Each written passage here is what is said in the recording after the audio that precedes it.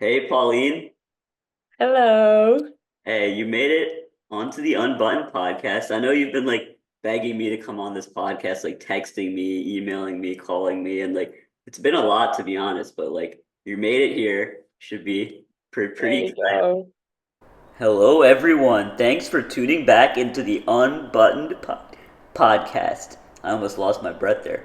Unbuttoned podcast. Today, I'm talking to my friend Pauline, who's an exchange student from Durham University in Durham, England.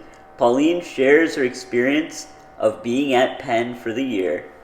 Yeah, you pretty excited? Very, very excited. Bit nervous. Never done like this, something like this before, so we'll see how it goes. Awesome. Let's get started. So, you mentioned to me recently that like you've lived in a bunch of different countries, like just over the last like 5, 6 years. Could you kind of tell us first list out those countries and I have some questions for you about that because that's pretty interesting and I don't think a lot of people like around our age have like lived in that many different countries in such a short period of time. Yeah, of course. So I'm French. I was born there. I was raised by a half Portuguese mom and half Irish dad. Grew up in France for most of my life, and then at the age of 13, I moved to Singapore. Stayed there three, yeah, 3 good years. Then went off to university in England.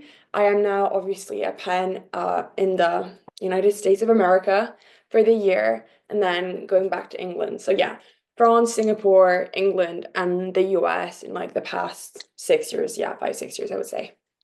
That's awesome. So what prompted like all those moves, by the way? Like was it like one of your Well, parents' work or something or yeah, so the first one was my dad's job, basically.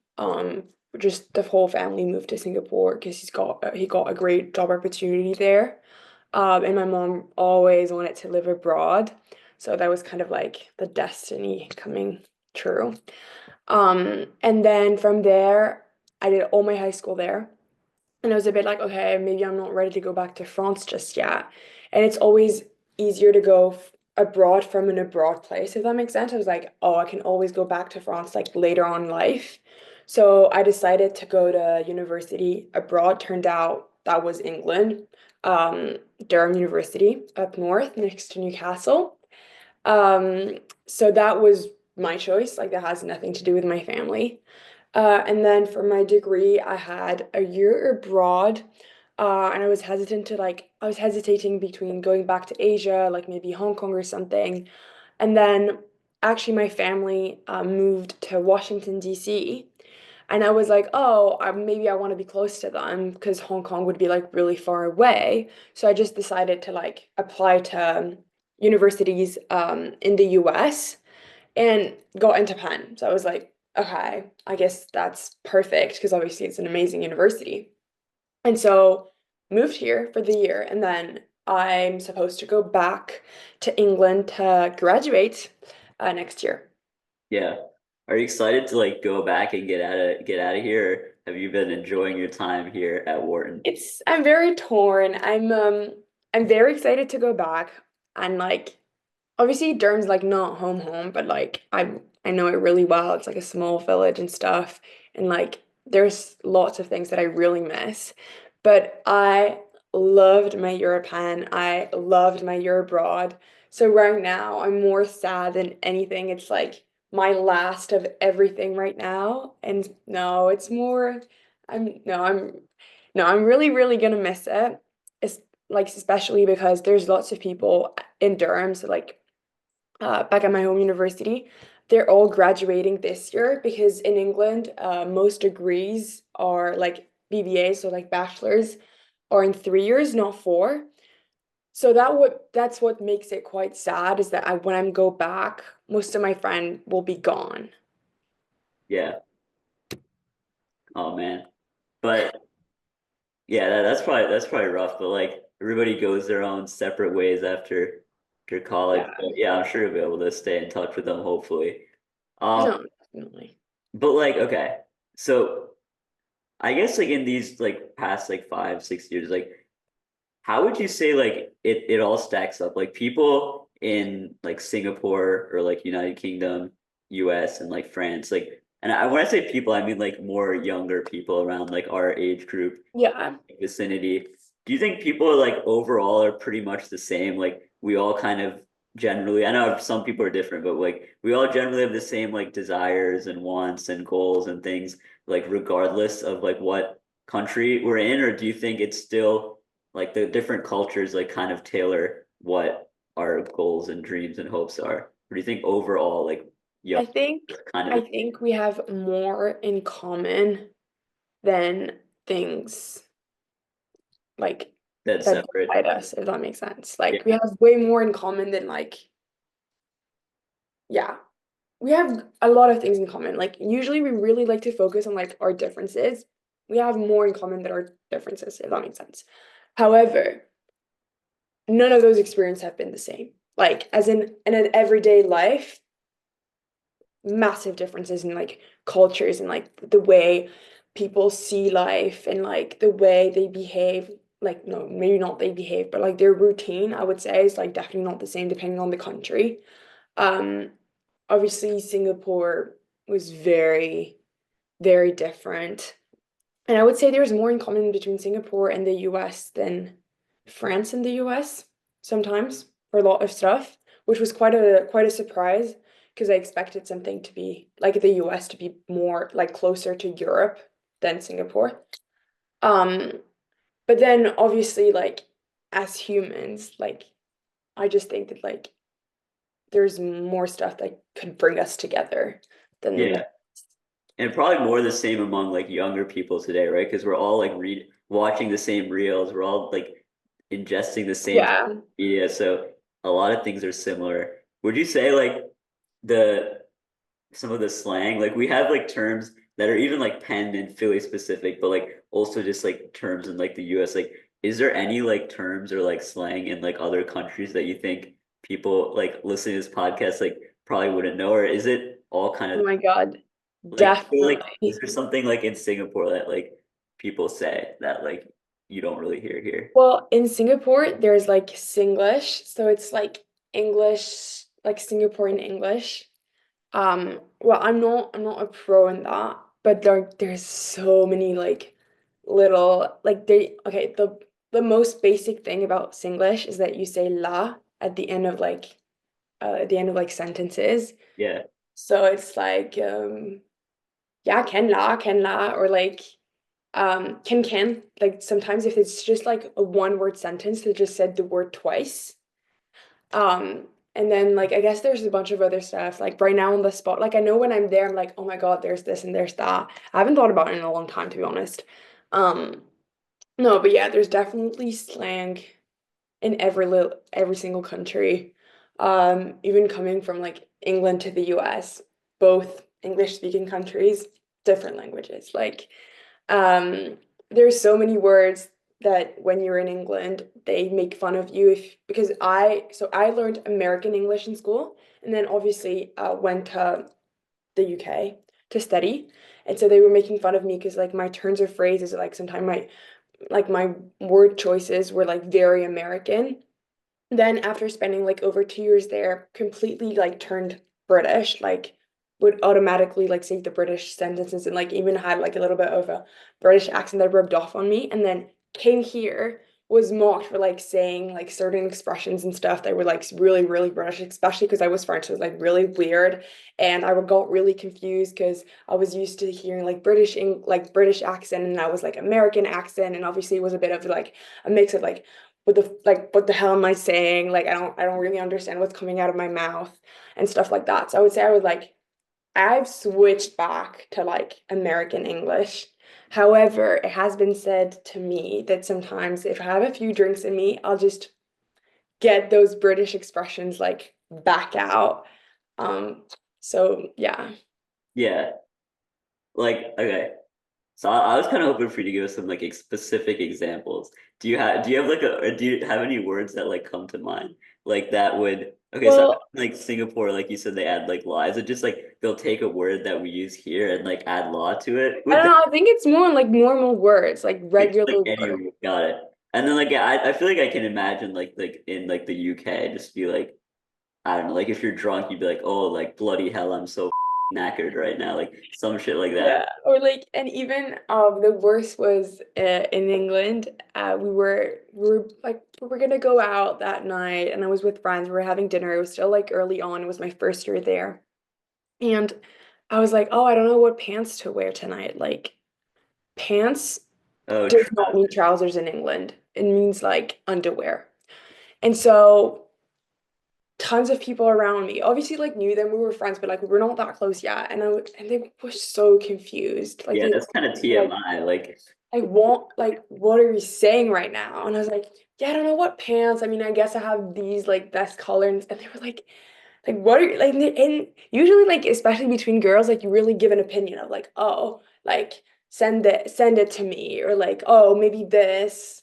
And they were like, do whatever you want, like everything works. And it was like, why are they being like so, I don't know, evasive? yeah, And yeah, then there's this one friend who's like, wait, do you mean trousers? Like, do you mean bottoms? And I was like, bottoms. yeah. And like, sorry, like we thought you meant underwear. And I was like, oh my God, no. So there you go. That was like a very funny, Yeah, little awkward conversation I've had. that's a good example. I I would say a good example of like little like differences between And then like would you say like in the like when so I feel like you've kind of had to be you've probably learned how to like get really good at assimilating to different cultures, like a chameleon kind of like you when you're in one environment like here at Penn and Wharton, like you talk one way, and then I'm sure I mean there's oh yeah. like that, but I'm sure like if you go back to like UK, like and when you go back to school, you'll start talking another way. And like I feel like it's not just the way you talk, it's like you have to like change your attitude and vibe and stuff. Do you feel like you have to do a lot of that, or does it just feel like, okay, I'm just changing the way I'm speaking, but I'm not like changing myself? Or like, do you feel like you have to change your Okay. personality I some? feel like changing yourself might be a bit strong, but there was definitely like a lot of code switching. Yeah, It's just that it gets to a point where you don't even realize that you code switch because you don't really think about it that much at one point. But yeah, there's definitely code switching between like changing countries and stuff. Um, and I think it's not necessarily about like changing who you are, but depending on like the culture, you might be perceived very, very differently. Um, for example, like, okay, that's very cliche, but at the same time, it's a bit true. Like French people can be very judgmental and like are sometimes considered mean. okay. Thank French God, culture, thank God you said it first, because I thank God you said it first, because now I can make jokes about it. no, but like so and from the French like within the French, you don't necessarily realize because it's the norm. And so a lot of stuff is like not considered mean. So you don't even realize that you're being mean or like judgmental. It's just normal. You don't even acknowledge it. But like from an outside perspective, now I get that. Like I completely get it. But like so for the French culture, I'm considered quite nice, I would say. Like, yeah, I'm considered like a nice girl that's like not really in that like kind of vibe and like not that judgmental. However, compared to like some American girls and like compared to a lot of British girls, I was really perceived at that as like, oh my God, like you're really harsh and like you're really this and you're really that. And like obviously that just depends on the standard because the standard is like really not the same. So there's lots of stuff that like I say that would was never being considered mean in France, and then I go to England, it's like that's mean, or like not mean, but you know what I mean. It's kind of like, oh, like that's not really nice. I feel like that's not a nice thing to say. Whereas to Yeah, me, it's like completely neutral. yeah. But And then which, also being funny. Humor is really hard in another language. My humor is like not the same mhm. in French and in English. I would say I don't have the same sense of humor. Now I feel like I have a sense of humor in English, but yeah, arriving in England, it was very frustrating because I was like, oh my God, there's so many jokes that I can't make because they're either with the language, so like it's like puns, like wordplay, so it doesn't work. Or it's like references to like I don't get like a French commercial or like a French movie, a French like celebrity, so it doesn't work. So like there's lots of stuff in humor that like get completely cut out um when you try to be funny. And obviously like there's other stuff of humor, but like sometimes it just takes a long time to come up with. And I was obviously trying to navigate through university life and like making friends and stuff. And I was like, oh my God, I don't think I'm funny. I'm not funny in English. Like, oh my God, I'm meeting all these people and they probably think I'm not funny, which was quite hard. But then you get used to it and you find like another way, I guess, to like make jokes and stuff. Yeah, and I feel like if anything, overall, that probably makes you more funny as a person because you have to figure out how to tailor jokes and like it's like you're starting fresh. Like most people would just like figure out how to be funny in America and like you in like an American English and make jokes and then they just stay like that for their whole life. But if you have to like keep switching it like that, you have to force yourself to like keep rediscovering how to be funny. I didn't even think about that. So that's a good point. Do you would you say like you prefer being like in France because you can just like be mean? Like, is that like I know like a lot of times we have to like censor what we say, but like, does it feel like because sometimes in the like U.S. like especially like here in like Philadelphia, like where or just in the U.S. in general, like it's so like everyone has all these different opinions, but you have to like really censor what you say. But like I feel like people that sometimes that's like can get frustrating, right? So like, can you be like more Oh, I haven't when you're like, honestly because I personally don't view it as mean. I wouldn't say I really restrain myself. got it? Like, it's just my friends just learned how to deal with that. And it was kind of like, yeah, haha, like, I don't know. But again, like, I'm not mean. Like, I get what you mean. I'm not feral. It's just, I think, I don't know. I think America needs to learn sarcasm a bit more. Sometimes, like, Yeah, we gotta it chill. takes things to the, like, exactly what you say as you say it. And it's kind of like, so sometimes it's not like I was saying mean comments. I was just like being like sarcastic. And Yeah, then what I meant was I was saying, and I was like, it's supposed to be a joke. Like, yeah. So do your friends like it? Because I'm sure you have like very like I mean like in Singapore like you have like you probably have like very I don't know if posh is like the right word, but you probably have like very like fancy friends like Singapore from Singapore or like France or whatever. I'll just use the word fancy. Like, what do they think when you tell them like do they know anything about Philadelphia? Like when you tell them like oh like I'm in Philadelphia, like do they clown you for that or what do they think about it? um, Or well, does that not I come don't up? know. I don't think it's Philadelphia necessarily. Like, that's completely fine. I'm like 2 hours away from New York. I'm Yeah. in the US. That's more the thing they remember. Like, you're studying in the US, you're taking classes in Wharton, and you're in UPenn. Like, Yeah, so they don't really think Philadelphia too much, right? It's more like Wharton. Like it doesn't. yeah. Okay. Also, like, if you're from the hindsight perspective, like there's so many cities you just don't care about. Yeah, Like got you it. just don't know really that much about it, except if you're there. Like I've never before coming here, Philly, okay, like didn't really would have I would not have that much to say about it. Like Okay. Oh, I don't. I have I zero thought we opinion. like. I thought people around the world like speculate about Philly. I thought we were just like known like that, but I guess not. I guess yeah. I guess No. you're pretty irrelevant in the large. Honestly, no. It's very, sorry, very irrelevant city. Okay. It's like maybe they'll be like, "Oh, isn't that the place where they invented like the drug?" And I'm like the horse, I like whatever. And I'm Of like, "Yeah, course. I think so." You know how the drug where they used horse tranquilizer, laced with something else? Are you talking about ketamine? I don't really know, Like the party drug, ketamine that used to to be honest. didn't that I used to don't. be horse tranquilizer? There's a drug basically that was laced with horse tranquilizer that's apparently like made like was super popular in the US and apparently was invented in Philly. Oh, okay. That's the only thing where sometimes people are a bit like, isn't that the place where they did this? And I'm like, oh, I found out that that is actually true. Yeah, yeah. But otherwise, no one cares about Philly, to be honest. All right, one last question about this, like before we move on. Well, maybe not last question, but like, one question about this Yeah. topic. If you had to like, all right, let's say you're just picking a random person from the U.S., from France, from the UK, and I know obviously like, you lived in specific parts, but I'm just like generalizing the whole country, and then also Singapore. Like one random person is selected from each country, and they're put in a talent show. Which person do you think like would have the highest probability of winning the talent show, like being the most interesting, like all around, like in winning the talent show. But like what talent?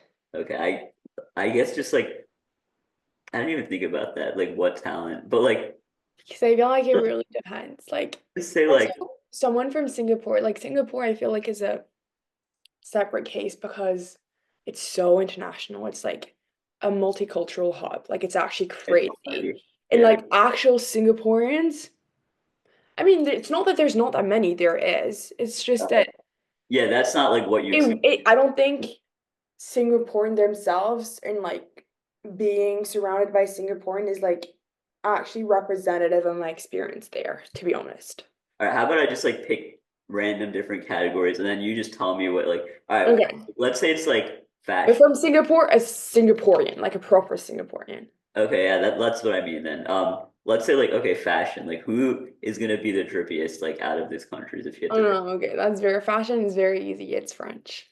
Okay, I don't know. I see. I thought it'd be like a tie between like France and Singapore, because like I know in Singapore, Singapore can be very, very fashionable. but I Um, feel like in Singapore it's more probably like rich people just like wearing rich brand, like fancy, expensive brands, yeah, like it's like less style. France, Also, like it's not, and it's not by the young people. I'd say. I mean, no, I'm being mean, but yeah, it's like no, they have style. There's lots of style in the streets of Singapore.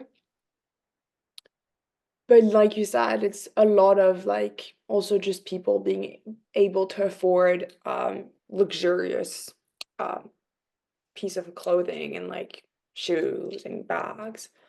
But they're really, really good at like spotting like the niche couture like stuff. wait, actually, okay. Forget all the rest of the questions about the like. I'm gonna ask some more questions like in different things, but I had some other ones about comparing the two. But I just wanted to get into this fashion thing because that's actually pretty interesting, and I feel like you would know about that because like I don't know, like I feel like you've just based on like I've seen like your outfits, like you clearly like do you would you say you understand fashion or like have a sense for it? Like I feel like you do, right? Or I don't know, at least from I don't my know, I feel like it's a complicated question in the sense that like I personally do in the sense that like I pay attention to like what okay, I'm fine. So wearing you and like I would just not go out in joggers, for example. yeah, okay. So you Um, pay attention to like okay, you have an. I would just like just from my opinion, you have an eye for this stuff, so I want to ask you about it basically. So like, where would you say? Okay, so yeah, we're saying like Singapore people are probably like there's a lot of rich people there. So people are probably like wearing the but brand. just to add, I think like fashion is very relative. It's like Yeah, it's in the subjective. US, it's like so very surprisingly easy to seem fashionable. Like it's always like, oh my God, Pauline, like your outfits. Like when I think I dress like normally, like yeah, I don't dress bad, but I don't dress like amazing. Yeah. So I think it's all relative because when I come to France, like no one really cares about my style because it's not, no, like it's fine, like it's whatever. How would you say the way like people, and I don't mean like just you. Now I'm like zooming into Penn because like in Penn we have like international students, rich kids, Yeah. like people from all walks of life. How would you say like the fashion like stacks up like to like I don't know either like France or like Singapore? Like are people like if someone from France like came and like had to like review like do like a fashion review, like would we I get? think, Do you think Penn would get like an A or like are people what we think is cool? okay, maybe not an A, but it's definitely not that bad. Like really, really not. And like I've been like around like America, like not all over, obviously, but like I would say Penn is like really quite good. Like to class, people aren't that bad. Like it's just obviously I would say that like athlete love to only wear like athletic stuff. Like Yeah. I'm a student athlete, so like I'm always wearing my merch and like I'm always like letting everybody know that like I'm an athlete. But then overall, especially I would say at Warden, people dress quite well. Like Yeah. really quite well. Do they like? I feel like if anything, like the best dressed kids, in my opinion, are like this the college kids, like the arts and sciences. Like I feel like Wharton kids are too preppy. Like there's some kids who dress well, but like if you're just like going through Huntsman, like just looking at all these, like there's so many Wharton kids who are just like super preppy, right? Do you agree with that, or like would Yeah, but preppy isn't a bad thing.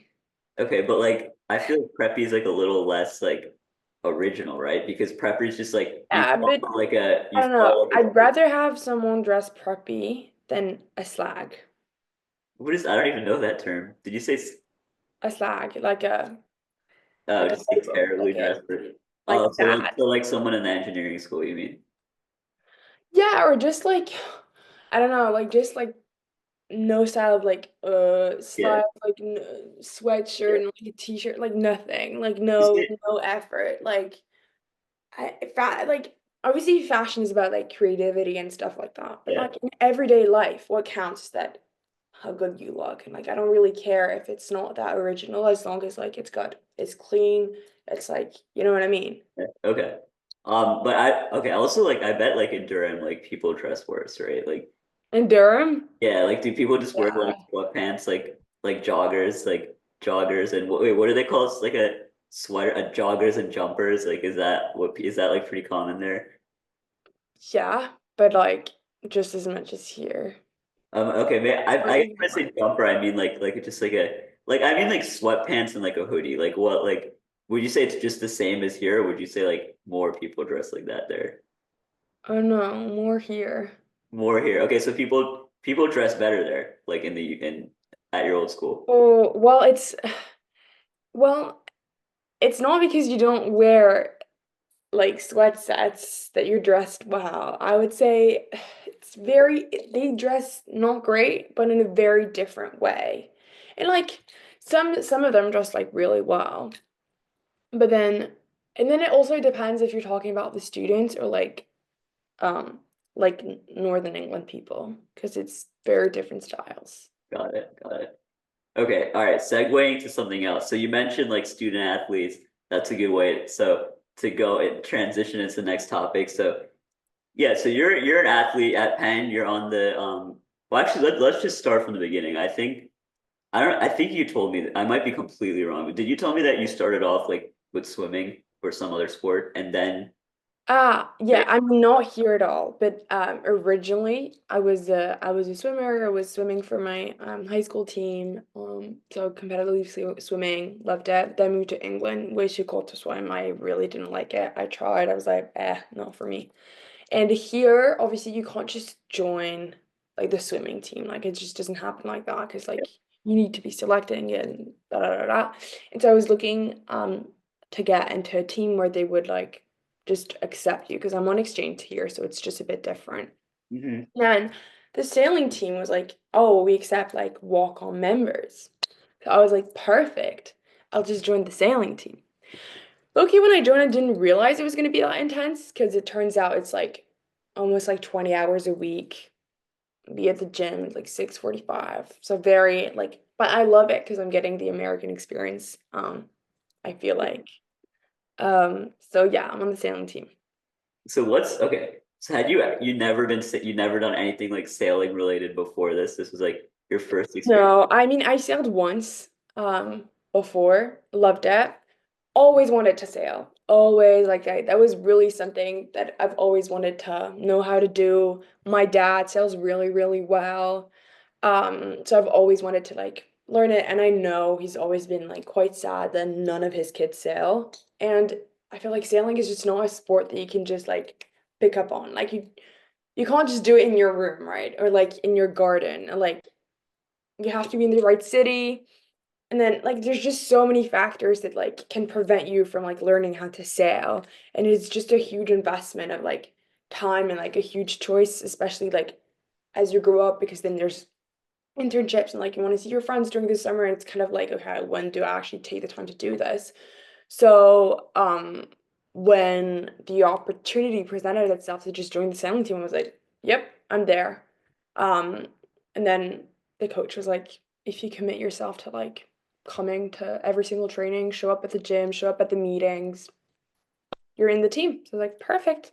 Nice, nice. So I don't think I've ever actually seen where do you guys sail? Like and by sailing, like what kind of boats are we talking about? Like are these like So we sail on the Delaware sailboats? River, and so there's small like racing boats. So they're 420s. but okay, that's a very technical term. Yeah, I don't know So what that. there's basically a mainsail, and then there's what we call like the jib sheet, which is like a tiny sail in front of the boat. So you're two per boat, so it's not a big boat. And there's what we call the skipper, who holds the tiller, who basically like drives the boat. And Wait, what like, do you mean by drives? Like, is there like an actual like motor on the boat and then oh no, it's all with the wind, but like you still want to make your boat turn. Like yeah, okay. that, the wind doesn't do that for you. Like you make it turn. Okay, okay. And then And then there's a second person on the boat who basically is more in charge of like really making careful that the boat goes fast and like keeps the boat flat so you don't flip. got it. So how does that stack up to like those like big boats that like I don't know, when I think about boats, I think about like I don't know, like someone like the Mayflower, like what Christopher Columbus, like those big like boats that people use before airplanes. Like, is it if you had to do this, could you navigate a big boat? Like, is it the same type of physics and mechanics overall, or is it very Um, I mean, depending on like which boats, but generally, yes. okay? Like it's just more the experience. It's going to be very, very different, but like the mechanics of where to put the sail and like switching the sail from side to side and stuff like that. Like that's the same mechanics. Like I could, for example, like this summer transfer into like livable boats, like sailing boats. Okay. Um, if I'm correct. I think yeah. However, like the experience in the boat, uncomparable. Like it's just not the same at all. And the speed's not the same. And like what you Yeah. do inside the boat, very different in the sense that like this is like right now those tiny boats, it's like very like physical and like you want to make it go fast, you want to go turn. Like it's just like very different than like being on a sailboat that just like Yeah. moves like this and you're in the boat like tanning. Wait, do you guys race? Like, is that Yeah. okay? So college sailing has like two seasons. There's the first season where it's fleet racing. So it's basically like a bunch of boats, each for themselves, and like there's a course and you have to go do it as fast as you can. And then um and we call them like regattas, like races of regattas. Penn is like quite good, I would say. They're quite, I think we're like okay, I could be completely wrong, but like from what I understood, we're like in the top 15 nationally. So That's that's good. not Yeah. too bad. And then there's a second part where it's team racing. So that's a lot more complicated because it's not each boat for themselves. It's like three boats together as a team against three other boats together. So then you have to learn like different plays and like tactics and like each roles depending on like who's in the one, who's in the five, like who's in the four, and like how, because obviously it's not about doing the race course fast. It's also about like taking one boat on the other side of the course and like if you're having like struggles about slowing your boat down so like the person behind you like has to slow down as well so that your teammates who's way out back and like gain speed and like catch up with you. Like it's just very, very different tactics and like obviously you still want to sail your boat fast, but the philosophy of like the race and the regatta is very different. Actually, right now, the women's team is competing at the nationals team racing. It's on ESPN as we're like I was as we're speaking. So I'm actually very excited to like see the scores once we're done with the podcast to see Yeah. how we did. So there you go. And Yeah. there's fleet Awesome. racing nationals in a month. Okay. So like, all right, let's say I know you said you don't know for like sure how similar it compares to like those like other boats that I was talking about, like those big like Yeah. travel I boats. mean, the basic mechanics Okay. are the same. Like that's Okay. for sure. So let's say you I were don't like, really know how well it would do.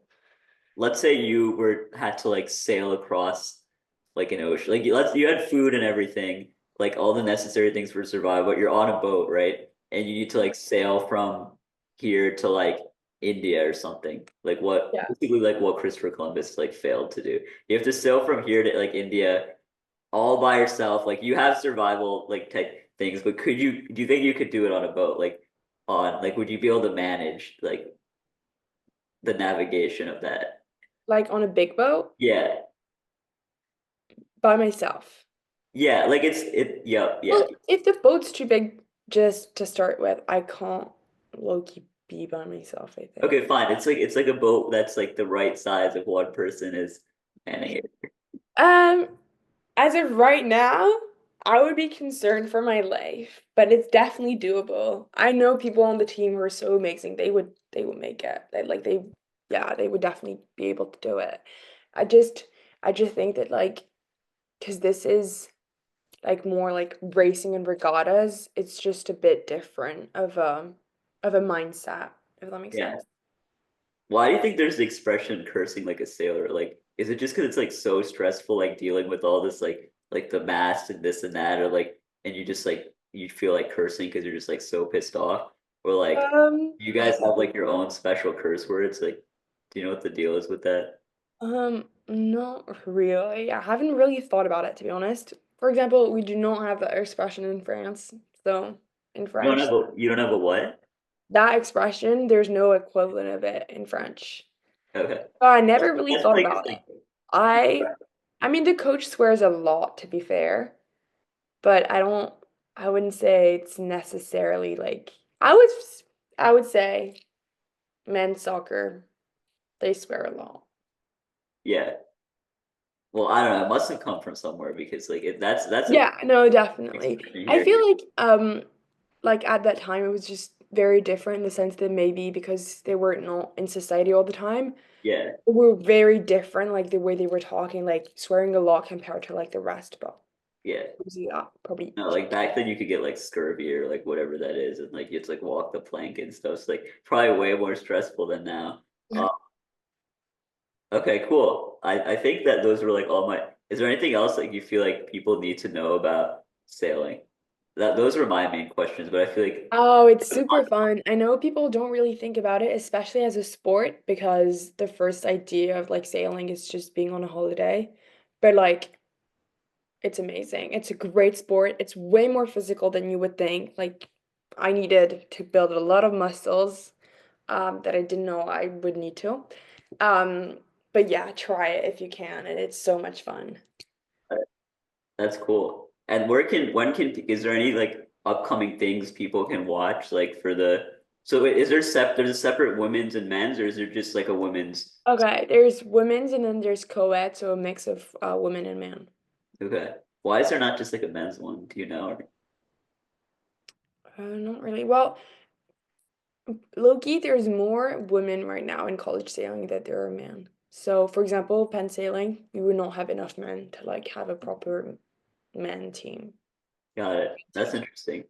Um, but like, wait, so yeah, are there any like upcoming thing? You said there's something big coming up. Is that something like Penn students could come and watch, or like, is there anything upcoming? Oh, yeah, you could come and watch. It's just not at Penn. Okay, then what's like something what's the next thing happening at Penn? Like, I'm trying to get like Oh, at Penn, not for looking a nothing. while. Okay, Yeah. where is it happening? The other thing, if it's not at Penn. Right now, they're at Brown for the women's nationals. Okay, And then the Fleet Race Nationals is, I can check that. okay, But okay. Um, um, Yeah, anyway, but I feel like yeah, people need to like I didn't heard much about sailing. I hope now that people are listening to this and hearing this, they like know more about sailing, especially at Penn. So yeah, go check that out. Um, yeah. No, so, Fleet Racing is at St. Mary's in Maryland. okay, that's Yeah. not too far. Like it's some diehard fans. Yeah, there you go. You can make it. All right, can I ask you some like Penn questions, like just about Penn? Yeah, of course. Okay, all right. If okay, so let's say it's a group Penn students. Like I won't tell you like how many categories, but you have to like group them into like at least like three different like categories. Like and based not based like just more based on like personality traits and stuff like that. Like or like the vibe they give off. Like how would you break those Penn students up? And not by like you can't do like school. You can't be like college or engineering. No, yeah. I mean, for me, what is very distinctive that like obviously is nowhere. else I've been, or the frat boys. I'm sorry. Like this is a Okay. category in itself.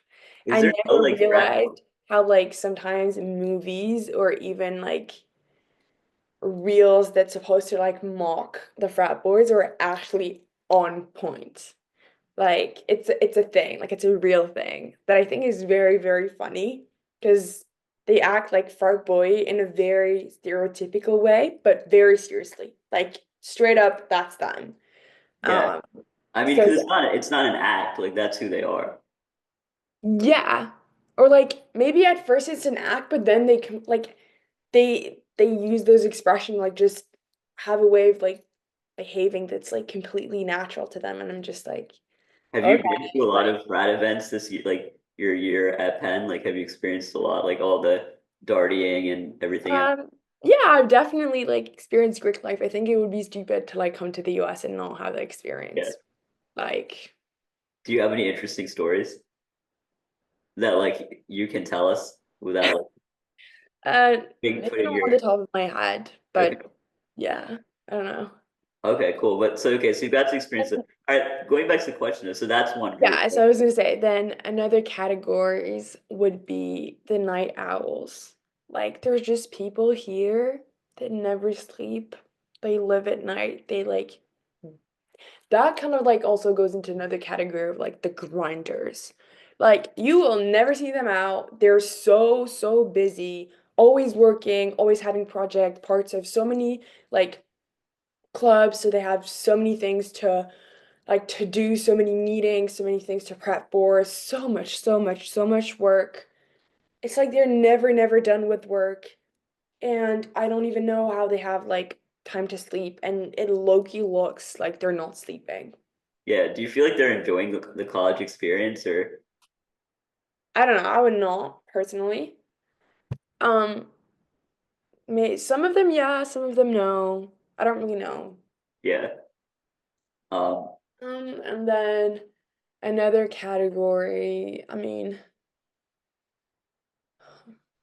no, because that I was gonna say, oh, that maybe looked like a bit to like the frat boys, but no, because it's like all genders. It's just like the typical Americans, like the Americans. Like I don't know, maybe it's a category that sounds a bit weird if you're American, but like again, from an international perspective, there's just like those people who are like they're like you can say like you can tell they're American and like they're super nice and they're super warm and they're super friendly and they talk really loud and they have a really loud accent and like they're on top of stuff, but like they're also fun and laid back and like they work out and like I don't know. I'd say like yeah, like the typical American. why did you list workout in like a separate cat? Like, do most people like in other countries like is working out like not a thing there like so much? It's less of a thing and it's just maybe not put like forward as much as Yeah, here. Like here, you always like bump into people and they like their Lululemon set of like, I'm gonna run, I'm going to the gym and like yeah, yeah, I worked out. Like it's really like a thing here of like you need to be moving and like I don't know, I feel like the typical American is like, yeah, I go to the gym, I do yeah. that. Like I Like have in France, a workout class downtown, like yeah, people would like. Do you think people would rather like smoke a cigarette than go to the gym? for sure. Definitely. A Yeah, 1000% yes. I mean, it's slowly coming, maybe the workout culture, but it's not relevant at all. Like it's yeah, not it and the thing is like okay, it's gonna sound very paradoxical, but if you're seen in like workout clothes, it's you're seen as lazy. Like yeah, not lazy, like just because not dressing with proper clothes is seen as lazy and athletics wear is like lazy. So whereas here people would pride themselves in like being in athletic wear, in France it's like, oh no, no, no. Like so yeah, you don't see it as much. So even if people do work out, you, it's not right there in front of your eyes. Whereas here at Penn, like you walk down Locust Walk, like you see people will like be heading to the gym or like being running or like being in like yeah. your sports set or whatever. Or like we said about like the student athletes always in their gear, always like wearing merch. Like it's very like there. You can't miss it. Whereas in Yeah, France, I think it's just happening a bit more like behind the scenes. Because if you yeah. don't change, you're lazy. Okay, maybe that's a bit of a generalization, but I would say that's how I see it. It's weird though, because like I feel like in the US there's way more, and obviously Penn is different, but I'm like generalizing to the whole US. There's way more like unhealthy, out of shape, like Oh, people. because And like we were if food, we work out there, but like there, like yeah, like in France, like people don't work out, but people look way better. well, the food. I'm sorry, the food here is absolutely terrible. Um, People are always snacking, snacking, snacking. It's like sit down, have an actual meal and not a sandwich. Like always like with crisps and like oh trailer mix and like protein bars. And it's like even if they think they're healthy, it's not. Like a smoothie and a salad is not necessarily healthy. Yeah, And right now it's like, oh, I'm having a smoothie. It's like, okay, it's still like sugar. And I don't know, just overall, like if you go to Wawa, for example, it's all snacks. Like you have no shops in France that like looks like what Wawa is offering. It doesn't exist. Or like even like gas stations, just like all snacks, all greasy food. Like yeah, that's not a thing. Like people cook a lot more. Here yeah, people don't cook. It's all like ready meals and like pre-chopped and like pre-cooked and like yeah, pre-whatever. Like and the sauce is done and the blah blah blah. So I would say like food is like the massive difference. And also there's yeah, no middle ground. Like here's either like you're healthy and like you work out and you do this and you do that, or you do nothing. yeah, France is a lot more of like a middle thing. Like you will rarely meet someone who's like super healthy of like being really careful about what they're eating and like really working out and like da da da da. But but it's you have way more like the the normal, like the middle. In the yeah. US, it's a lot of like you're either there or you're there, but you're never there. Does that make sense? Yeah, I get you. That definitely makes sense. Yeah, we eat terribly here. I was in like lecture this morning and like also like the energy drinks. I feel like it's terrible. Like this morning, Yeah. like there's this kid. He literally, he's probably gonna watch this and know who I'm talking about, but whatever. He pound like, do you know like the C4 energy drink? Yeah. It's like a like thing like Monster, like Red Bull, whatever. So he had like the like large can of it. He drank a full one like within like 10 minutes, like the full can, like chugged it, and then took out another one of the same size and chugged it. And I'm just like I'm obviously not paying attention to my lecture because like why do you I don't pay any attention to my lecture anyways, but like so I was like looking up on ChatGPT, like I just drank like two full C4 bottles in a span of like 20 minutes. Like, is that okay? And then ChatGPT was like Like freaking out. It was no. like you may experience heart palpitations, dizziness, and like be faint. And like I don't know. Only people here can do that, I feel like. But anyway, moving on to another pen question. Here I kind of like wrote down a bunch. Let me see which would be a good one. Oh yeah, where's the best place on campus to Sabs? To Sabs, Yeah. I would say it's the arch. The arch.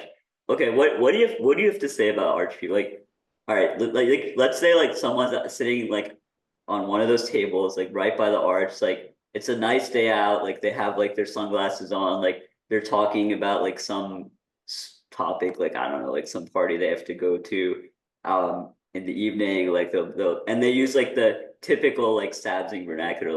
Like yo, like low key, like not gonna lie, like this place is like cooked or like that thing is like chopped, like whatever. And then their friend walks up to them and then like they do like the big like dramatic like oh my God, it's you. And then like the friend like stops and then they like slowly Uh, talk to each other in the middle of Locust, like getting as much attention as possible. So everyone has to turn their head and see their conversation. They have to like laugh extra loud. Like, do you feel like that's the epitome of like Sabsing? Like, is that the best way to do it? Or do you feel like it's obnoxious?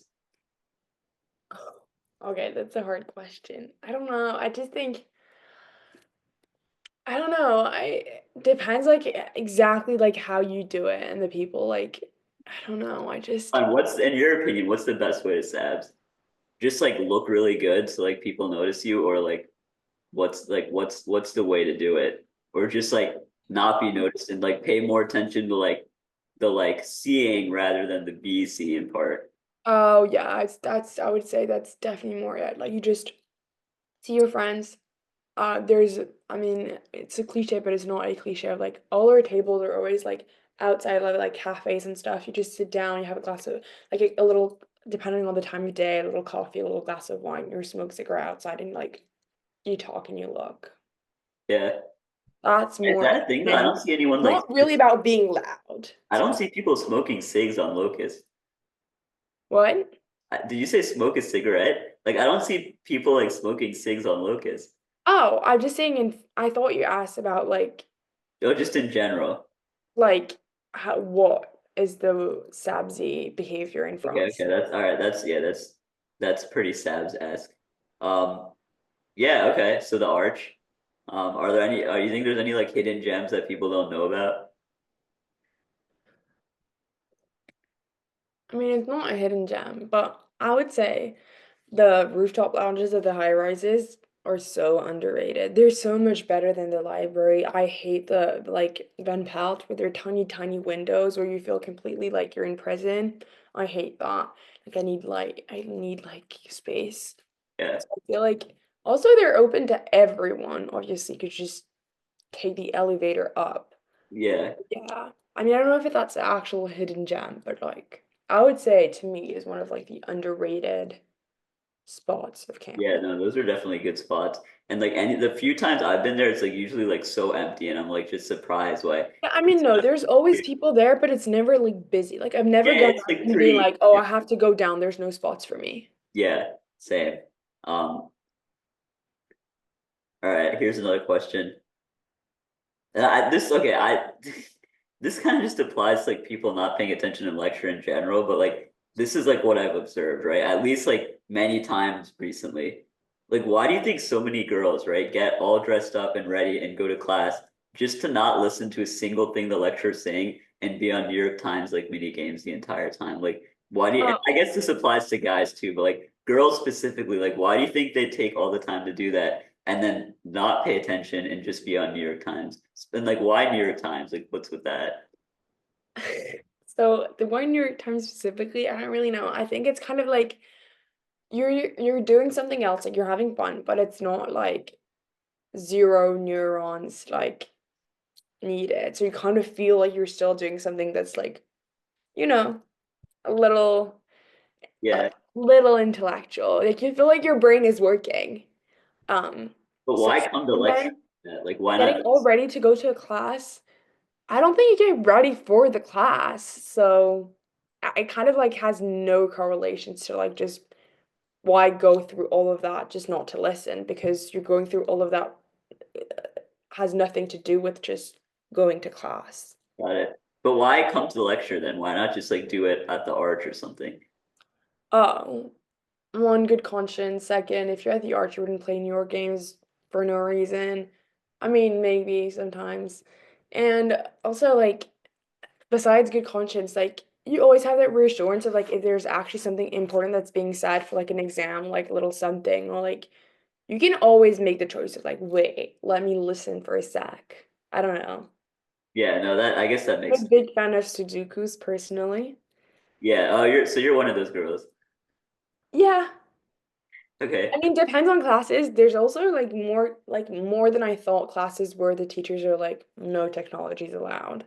Yeah, yeah, no, that sucks. Um, but yeah, I just like the fact that like I'm in class, I'm doing my thing, but like if needs be, or like I'm still hearing stuff, so I'm like, oh, maybe my brain is like still retaining something.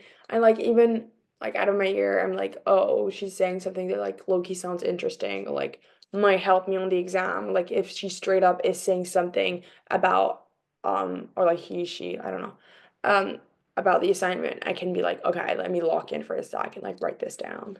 Yeah, no, that makes sense. Yeah. Um, I think I gotta try that more because I try to like actually like pay attention to the lecture. But I feel like by doing that, I just get like drained because like I'll just try so hard to pay attention that I like sit there for Oh, 5 minutes and then I'm like, I have no idea what the lecturer just said. Like I'm so yeah. I think it really depends on the subject as well, and really depends on the professor. yeah. Um, got it. Okay. I guess like last few questions. Or actually, wait, one more. No, no, wait, let me move on. Okay. All right. I saw on your LinkedIn Yeah. that you're part of TEDx Penn. And Yeah. I guess just tell us like briefly a little bit about that, and then I have one more follow-up question after that. But just tell us like what the experience has been like at TEDx and um like why you picked that. Um, well, I picked that because I just wanted a bit more of an academic like club. And obviously like TEDx is a big name and I always thought TED Talk were like quite cool. And I Yeah, would get to meet very interesting people because I saw the lineup from like last year and I was like, "Oh my God, these are such impressive people. Like I would love to meet them." yeah, So I joined that club, which was got me to like meet people. I also really like working towards an event of like, all that build up of like you're working, and then you all like you see it all come together. And also like I'm a marketing student, so it's always like, okay, most likely what I'm gonna do later is like work on like products. So what I really like about TEDx is like the fact that I was working towards promoting ideas and visions, so something that's a bit more like very different, like not materialistic, if that makes sense.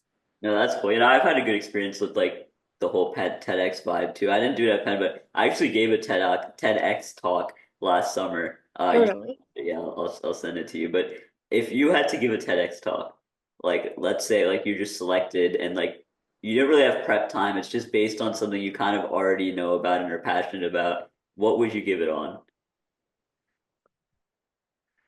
I don't really know. I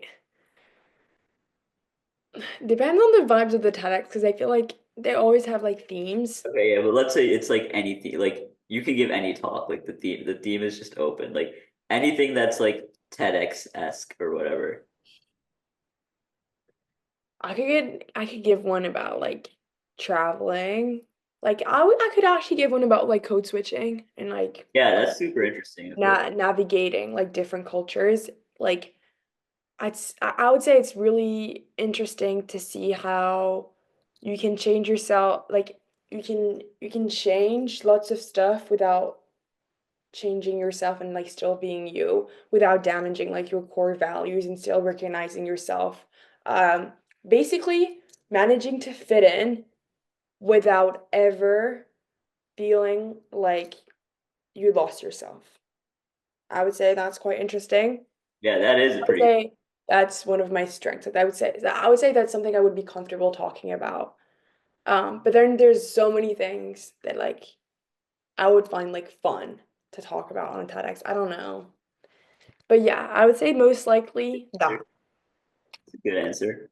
All right. Well, yeah, this hour like flew by pretty fast. Very interesting talk to you, getting your thoughts on things. Is there anything else you want to say to our audience before we wrap it up? Like maybe to people considering why they should come to Penn, or like even people at Penn in general, or just like the whole entire world.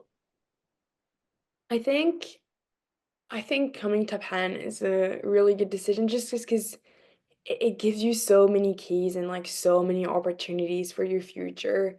I've met amazing people here. Um, the weather is quite nice compared to England, I would say here as well. Um, yeah, I would be an advocate of being like choose Penn. Cool. All right. Very cool. Yeah, Penn's awesome, and I'm glad like out of all the like random, like you could have picked like anywhere, right? Because like you're literally into school like in another country, and then you chose Penn. That's pretty awesome.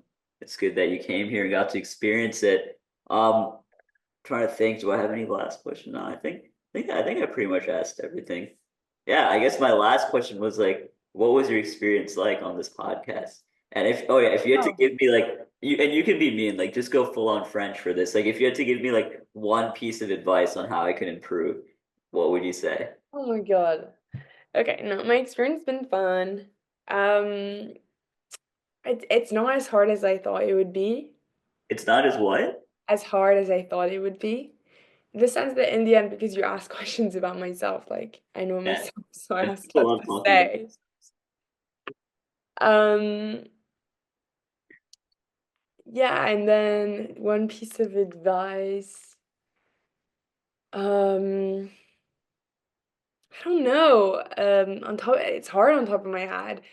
I guess I was so like I was thinking about me so much and like what I was gonna say and stuff like that, and really low key pay attention to like you, like your performance, to be That's, honest. that's so rude. But like, All right. I don't need any criticism. That in itself was enough. Um, no, it's all good. No, you're not supposed to pay attention to me. This podcast was about you. And yeah, thank you so much for hopping on. of course, thank you for having me.